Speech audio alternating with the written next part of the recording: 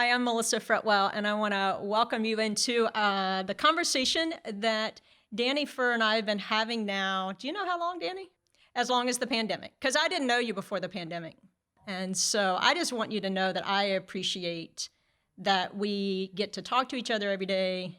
And I have just enjoyed the rhythm of being with you. To have a person to be able to talk to openly about anything, it's like I may agree to disagree with something you say, but it makes me feel good that I'm not being judged and I'm not being judgmental, that I can care for someone openly and know that it's vice versa. And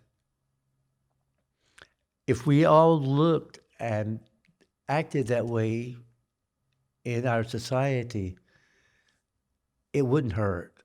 It could hurt. I think that's what Jesus was talking about when he said, like, see the stranger and be with them, and make sure that you see people and make sure they have food and water, and truly be with each other. And I've admired how you've been with people in your community. You just live like within walking distance of the church, and you know your neighbors. I love my neighbors. I mean, I take them treats. It's like I make something and I'm like, I'm not going to eat this. And if there's one thing the Lord has taught me, you do not waste food because there's somebody there that needs it. And treat people the way you want to be treated. And that's the world that we live in, or that's the world we should live in. You know, one of the other stories that inspired me during the pandemic, I knew it was going to be your 65th birthday, and I knew that getting Social Security is never easy. And in your circumstance, when the only ID you have is your church badge, I said I would wear my church badge. well, it gets you a lot of love, but it gets you nothing from the government. You're right about that, So, at baby. any rate, we had to go on a scavenger hunt to find your family to get your birth certificate. And thankfully, George Robinson was a pastor in the Asheboro area and knew someone at a hair salon who happened to know your sister. And somehow, in the midst of a pandemic, after not being with your family for how long, 25 years. you got to see We them. reconnected. What was that like? You know,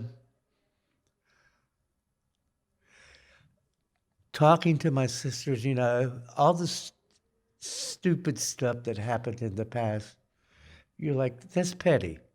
That doesn't matter. We're together now. Let's enjoy our time together because eventually we won't have that opportunity. And to talk to Joanne and Patsy and Becky,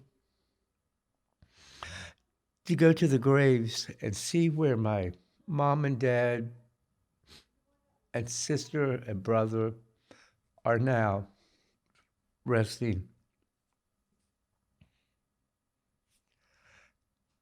You realize that we only have a short time on this planet.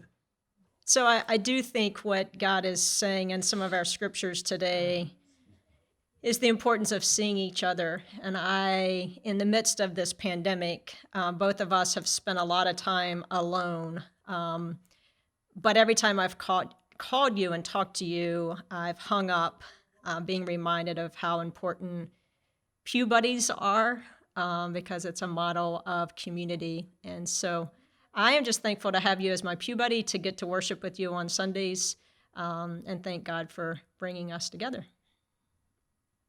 As I said, we're all we have is each other. And to help another person is why we're here. And if you don't, you need to re-examine some things in your life because we're here to help.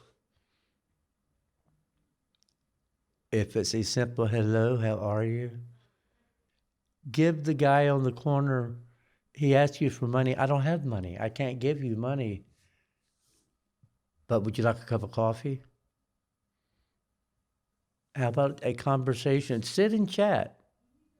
Just talk to someone. You don't know their background. They don't know yours. You don't know what they're capable of. They don't know what you're capable of. But you treat people the way that you want to be treated. And it's going to go a long, long ways every time. And if you don't agree with them, so be it. I love you. I love you.